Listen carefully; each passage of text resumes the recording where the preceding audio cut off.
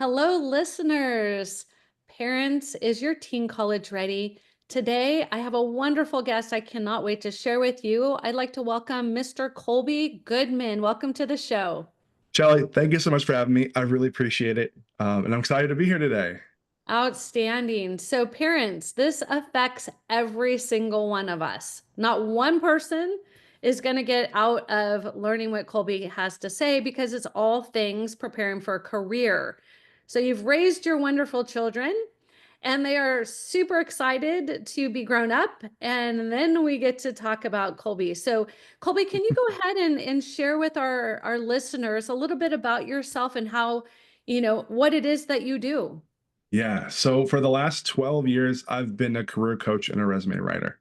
In that time, I've helped over 4,000 individuals find more meaningful, more resonant, better paying jobs that contribute to not only a bigger wallet, but a happier life in general. On top of that, I've given over 200 keynotes and workshops at various organizations around the country, including great universities like the University of Southern California, multiple CSUs here in California, as well as a multitude of private institutions, especially down here where I live in San Diego. It's University of San Diego. And on top of all that, and helping all these great people and inspiring all these great families and students, have most recently published my first book titled "Start Now and 49 Other Things You Need to Do," to be employed by graduation, which is, I think, why I'm here today. Yes, that is why you're here today. As I get students ready to apply to college, get accepted to college, we call it a standout strategy. We call it Mm, positioning. What you do is you take and take it to a whole nother level, is what I understand. So let's just yeah. focus on, the first question that pops up in my mind is when should, as a parent, we start having these discussions about careers and their future and what does that look like in your world? So I think the earlier the better, right? As we mentioned before we started recording, I have a 3-year-old, and I'm sure if I asked him what he wanted to be when he grew up, when he was like dada one day, he would be, football player, race car driver, right? We're really big into cars and the NFL right now in my home. So it might be a little young there, but I think as they get into kind of later stages of elementary school, fourth, fifth, sixth grade, having those conversations, getting them to explore and really understand not simply what it is they want to do when they grow up. I always joke that if our job titles were all we did all day, a lot of us would be professional meeting attendees and email responders. And so it's Oh, more. yeah. I agree with you. I do a lot of that.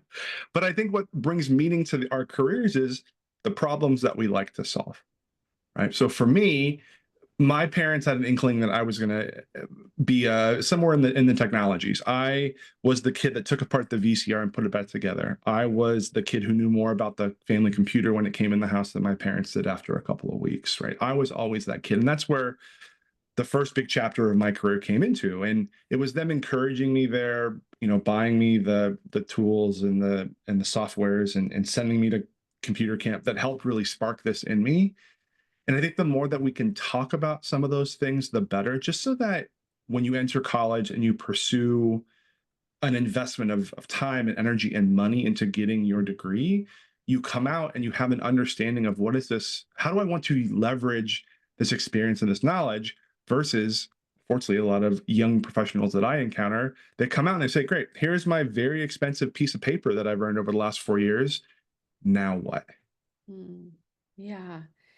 Well, so parents, I mean, we really saw this come to life when the kids were at home Hmm. during the COVID era Yeah. because my phone was blowing up. Everybody thought the high school counselor was preparing their child for not only college, but for a career. And as most of you realize during that time, that is not what they get to do. They have a lot, they're amazing and they have wonderful jobs, but that's not truly part of it. So in our program, that's the very first thing we start with is assessments to help them get clarity about who they Hmm. are and what matters to them. So say you have maybe a freshman or a sophomore, and they're still feeling even a junior, and they're still like, Mhm. I have still no idea. I'm good at math, I'm good at English, I'm good at science, I'm really quite good, but I have no idea what to do with all of that. Mm. How could you help that child, the one that's just like so good at so many things that they are struggling to pick a thing? Yeah. It's a good question. It happens a lot. It's a bit of an overachiever syndrome, which I think you probably deal with on a daily A basis as lot. well, is the kids who try to do everything and be the best at everything. What I recommend to them is to go out there and start applying these skill sets in the quote unquote real world. So don't confine skill development and skill discovery to the classroom. Go out there in a traditional working environment and start to understand.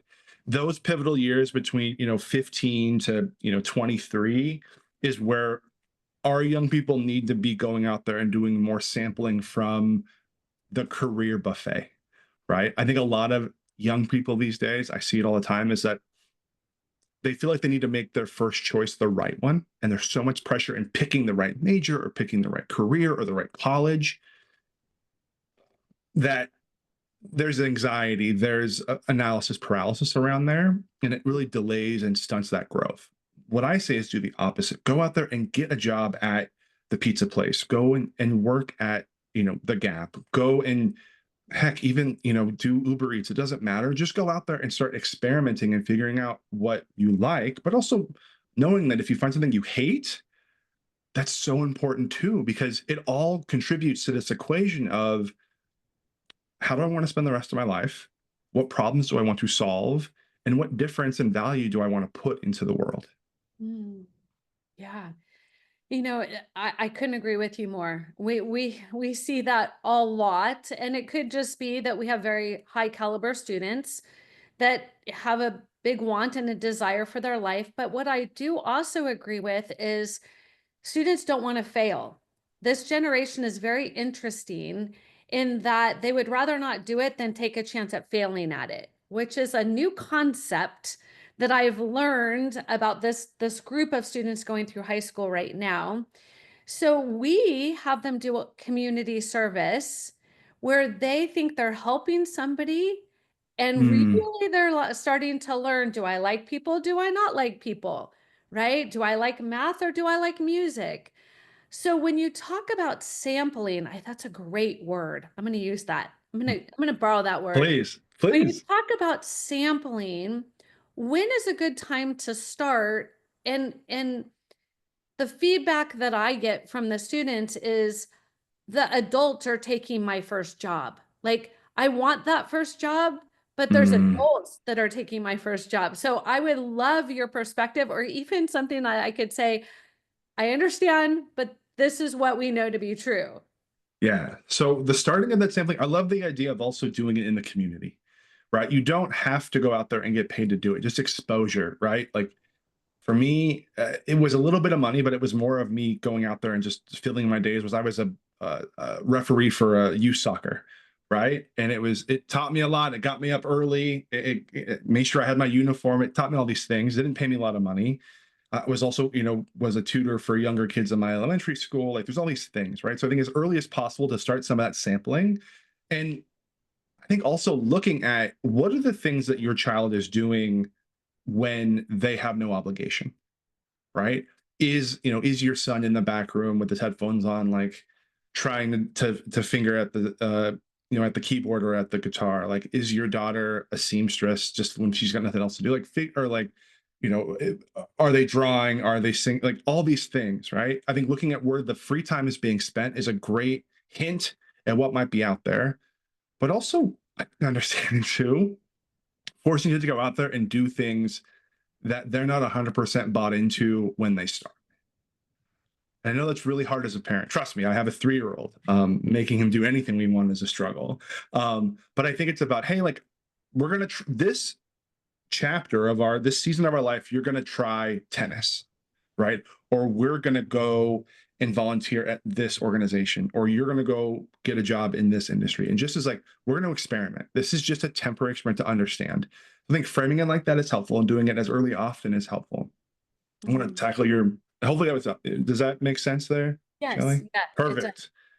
And now for your second part of your question is like, okay, well, I come out of college and like all the good jobs are taken, right? And I agree, like the term entry level has been completely confounded and has lost all meaning.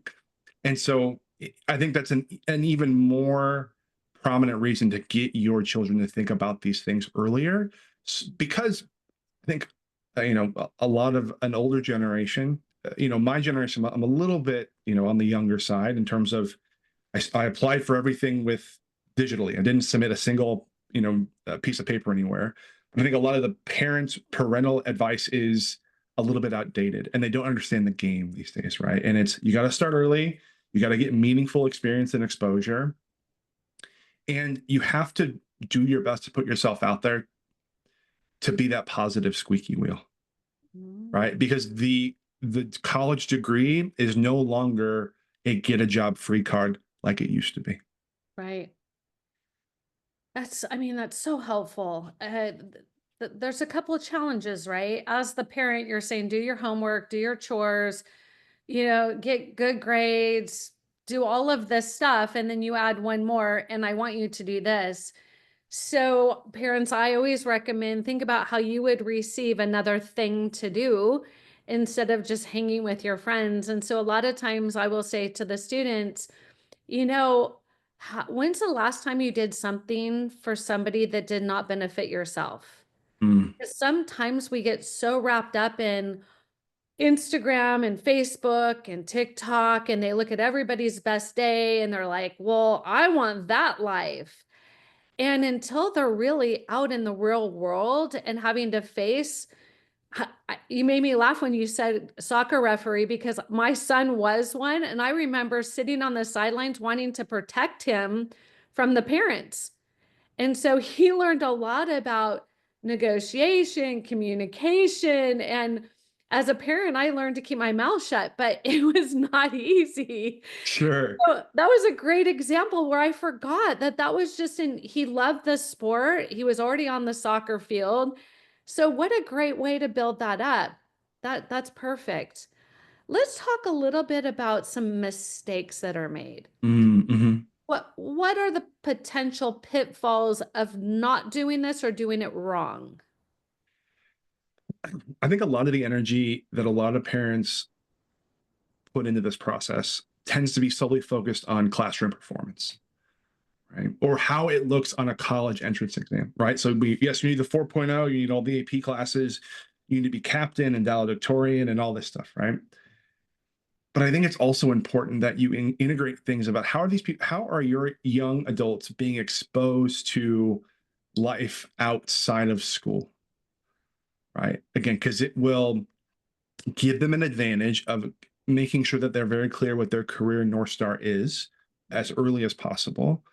But also, too, is they become more trustworthy in the circumstances of hiring, right? Because a resume that is a 4.0 and has the right classes says one story, but I would argue a resume that says I have a 3.3 but I was, I worked here, I volunteered here, I was a prominent leader in this organization. Here are all these people skills, business skills, just exposure that I've had.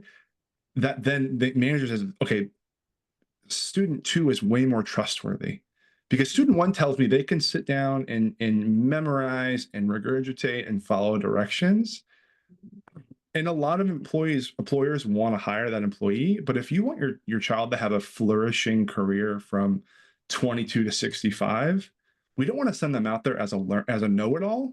We want to send them out there as a know-it-all and a continual pursuer of lessons and knowledge. And so you can give them an advantage by saying,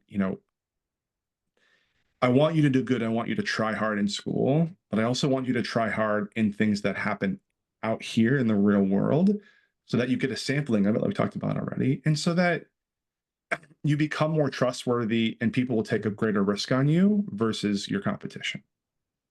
Yeah. And that's what we're seeing right now, even applying to college, right? Is we're seeing that it's no longer a GPA and a test score. Of course, you need Mm, those. You cannot not have them and expect to get in. But That's no longer the, okay, you're in. That's it. Yeah. So they need the sampling of the leadership, the extracurriculars, the letters of recommendation, the essay topics to write a good essay about. I tell parents all the time, applying to the Common App, they have to list 10 activities, honors, and awards. On the University of California app, it's 20. And they're just shocked because they're like, how is this child supposed to get all of this done? Well, I promise you they are, or their competition is. And it's not that they're sleeping less, they're just being more efficient with their positioning. So I love that you tie in that fact that it's the same way for a career, right? Is they want to see more than you just have a diploma. What did you do while you were there? Did you lead people? Did you go to school? Did you go to work? Like, what was that? That is huge. Now, what kids are coming out of college and how important is the major and the school? Because I get this question all the time because my son went to Harvard. And so everybody Okay. wants to argue with me that, it's not worth the title or the piece of paper. And I would love to hear from your professional perspective, based on maybe different majors, different careers. What does that look like in the reality of these kids that are graduating? Yeah. Yeah. I think in a vacuum, right? Solely as the school you go to and the degree that you get, I don't think there's a ton of difference. Where the difference comes in outside of that vacuum is things like exposure, notoriety, and network, right? So you get your degree. I got my degree from a state college, and a lot of the jobs that I went to after graduation just wanted to make sure I could check that box on the application, right? What made the difference for me again were those extracurriculars, were all that job history. I think it's less about the what is the title on the piece of paper you get when you leave versus what did you do from day one to the last day. And I Mm. think that's more of, are you engaged on campus? Are you being social? Are you engaging with not only your peers but admin and professors, right? It's not about who you know, it's about who knows you as you come out of college. And so while, again, I don't want to say that the college itself and the degree itself does not matter, but it definitely will not matter if you're not doing anything else outside of the classroom. So it's Sure. ensuring, like, again, is the school you're going to, does it have a robust student life, right? Do they offer things that your child can get involved in and get passionate about to meet other people and to learn more and to engage with alumni to then give themselves an advantage as they cross the stage into adulthood? Mm. I think that it's really profound in the fact that how similar it is just getting into college. It's Mm, the same thing. Colleges are a business. They're not looking for a student to come, sit, take an education, and leave. That's not going to make their college desirable for the next group of students. mm, What about I've had parents had to make judgment calls on to have a sport mm. or not have a sport. When it comes to getting a career, having a career, is it more beneficial for a student to be a student athlete or just a student? I think student athlete, definitely, right? And it's about then also equipping your student to be able to tell the story of how their student athlete status actually makes them better prepared to do the job and to make an impact post graduation, right? Because there are things, I mean, I think a lot of jobs will appreciate that you're juggling all these things, but it's up to you as the candidate, as the children of the people listening.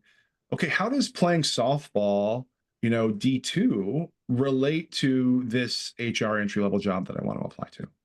It absolutely can. And you can definitely connect those dots, but you cannot assume the person making decision about your employment is going to do that for you.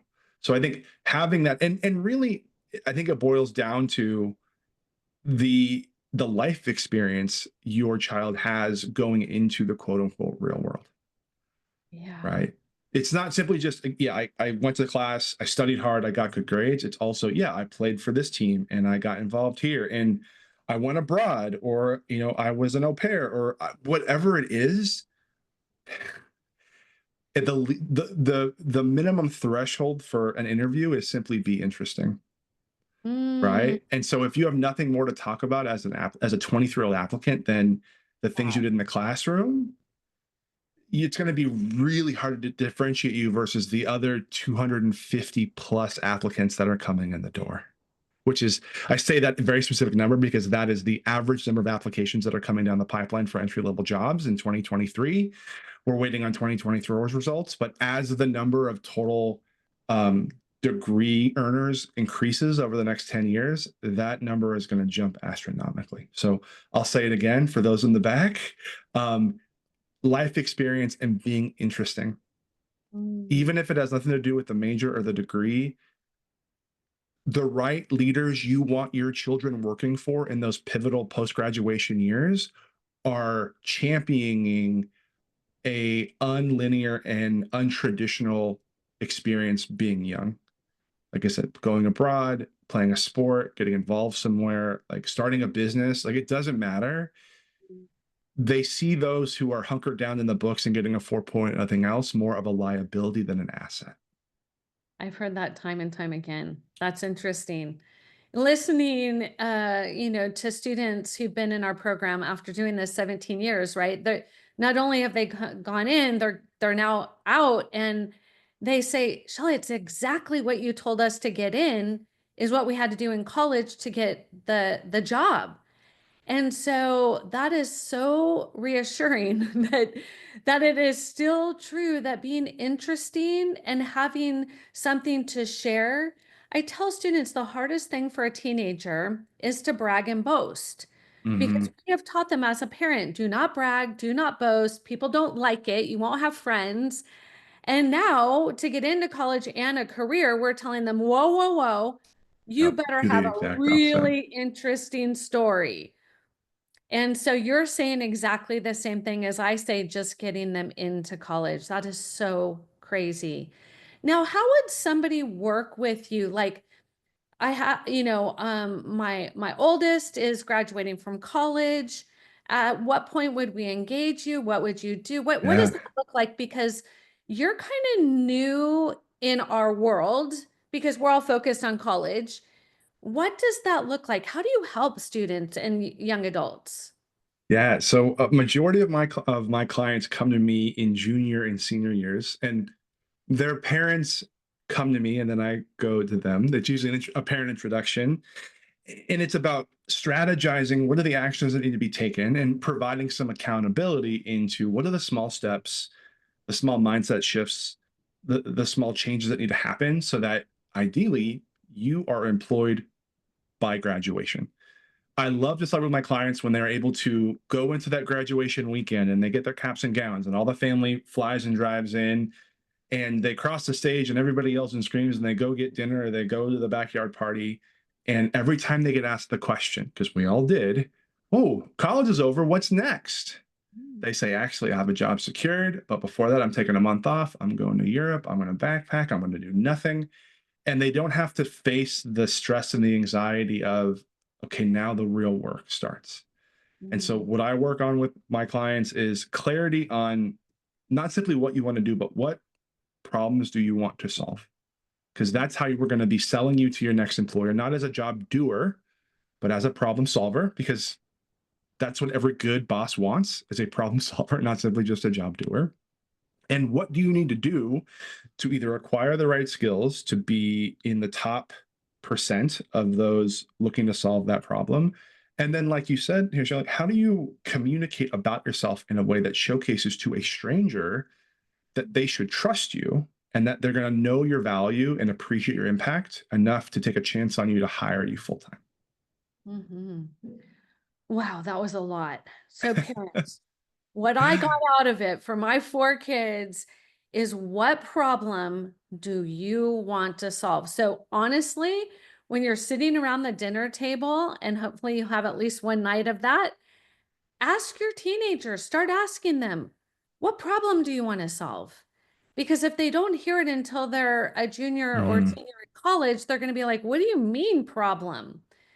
And the sooner they can start getting clarity, I'm really good at solving this problem, that's going to give them a lot more focus and confidence that they're going in the right direction. That's brilliant. So, Colby, if a parent was listening and they're like, wow, I wish I had met Colby earlier, and I would say the same. But, Colby, how can they reach you if they have a student in this position? Yeah, so the best way to get a hold of me is through my website, employedbygraduation.com.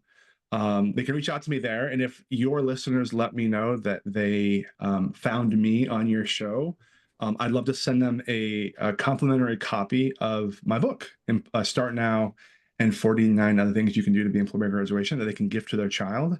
I'd love to talk to them more about what struggles their child is having, and what, as early as I would say 14 or 15, and as late as in their 40s by chance, if they're still there, if you have any trouble. Because I said that the earlier you can have these conversations, the more clarity they can have now, and the more they look at their careers as this joyous opportunity versus, like we talked about before, fearing they're going to screw it up. And I can Yeah. tell you, I've done this for long enough that those who see real success are trying to win. And those that struggle and put themselves in more pain and suffering than need be continue trying to not lose. And those are very two different ways of going about this process. Hmm. So we skipped over something so very important, and that is your book. What is the Hmm. title of your book?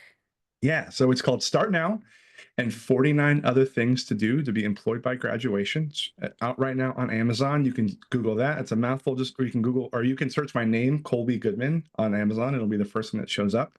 And it is designed to be a daily action oriented program.